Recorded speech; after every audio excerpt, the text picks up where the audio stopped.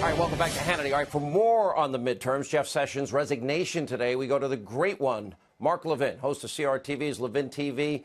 Number one. By the way, your ratings were killer on Sunday night. We do our best. Great one. Thank me. Life, Liberty, and Levin right here on the Fox News channel. Let's start with the results. I want three topics for you. You could go in any order. I want your take on the results, your take on the media, and your reaction to Jeff Sessions' resignation today. Well, you know, Sean, in many ways, it's one and the same things. The media were very angry today at that press conference, and you have to wonder why. I thought the president, they said, had a lousy night. You know, the Democrats take about 34 seats, and I want the American people to understand what that means is they have an 11-member majority in the House. And with that 11-member majority, most of which are Republican seats, they intend to do everything they can to cripple the executive branch and cripple the presidency. And I'll get back to that in a minute. What we saw today in that press conference was a disgrace to this country. Imagine the world watching what took place there. These kamikaze journalists, obviously in a coordinated attack on this president, they're trying to cripple this presidency. They are trying to sabotage this presidency. It's not going to work, but that's what they're doing. They are furious that this blue wave was a blue tinkle last night, because that's all it was. And they've been talking about blue wave. They've been beating down this president, beating down the Republican Party, beating down these candidates. They pull out their racist tool to use, their white supremacy tool to use. They pull out their Nazi tool to use, their Hitler tool to use. They tried everything they could. You can't tell the difference between the Democrat talking points and the media in this country, because in many respects, they're one and the same thing. Survey after survey over the decades have shown us that most in the media are liberal. Most live and operate on the eastern seaboard and the western seaboard.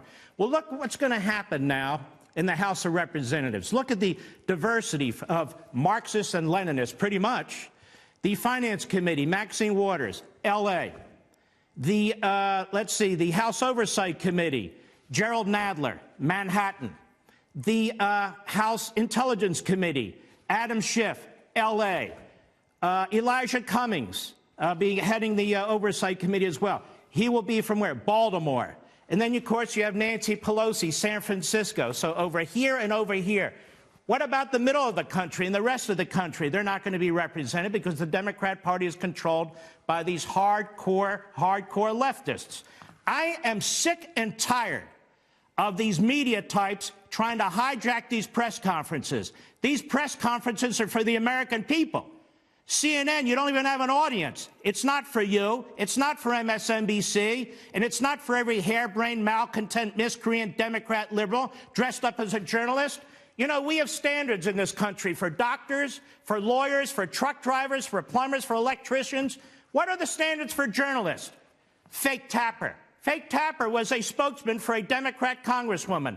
Then he was a spokesman for handgun controlling. Now he's a journalist. There's a guy that used to work for Obama who works at CNN. Now he's a national security reporter. What are their standards? There are no standards for journalists today. And let me tell the journalists, you say, tell the president, stop saying the media are the enemy of the people. Now, he's not saying the whole media. He's said that 1,000 times. Let me tell the media something. The president isn't the enemy of the people either. And you should stop your campaign of trying to cripple him and destroy him. They're upset because there was no blue wave. They're upset they lost in 2016. They're upset they lost in 2018. And guess what? They're going to lose in 2022. Now, as for Sessions, it's a constitutional crisis, don't you know? What's a constitutional crisis? The president got rid of a cabinet secretary, the attorney general. He's only been telling us this for 10 months, what he plans to do. It's like the Saturday Night Massacre. They drag out John Dean, the guy that doesn't even have law license anymore, the guy who served time, as I seem to recall, through Watergate. Now he's a contributor to one of, CNN or MSNBC? There's an authority. And what does he say? It's like the president's plotting to kill somebody, a murder. Well, so he gets rid of Sessions. What? So what happens? He has an acting attorney general. Then I hear these so-called experts say, he can't do that. There's a rule of succession. Of course he can do that. Moreover, they say, it's like the Saturday Night Massacre. How? Did he fire Mueller? Did he order the attorney general to fire Mueller? Did he order the deputy attorney general to fire Mueller? He hasn't ordered anyone to do anything to Mueller. Mueller's still, roaming the countryside looking for people to prosecute and challenge and so forth and so on. Nothing's happened. But Schumer's there. Schumer's there. I think we have a constitutional crisis. Let me tell you something. This is an important point. I have said that the appointment of Mueller is unconstitutional. It violates the Appointments Clause. And Schumer proves my point every day. You know why? Because if Mueller was just like an assistant U.S. attorney, a U.S. attorney, they wouldn't keep saying, he's separate, protect him, he's different, he has to report to himself effectively.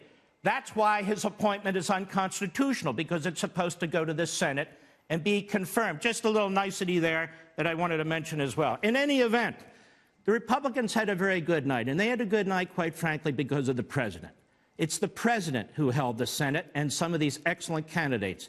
And the losses in the House could have been worse, but they weren't worse. And that's why the media are furious, Sean. That's the bottom line. And I'm going to tell the media something. You're humiliating yourselves. You're embarrassing yourselves. The American people, more and more, are turning on you, not because the president says you're the enemy of the people, but because you act like the enemy of the people. You know what we learned in this press conference today, thanks to the media? Nothing. A presidential press conference isn't for CNN, which doesn't have any viewers anyway. It's for we, the American people.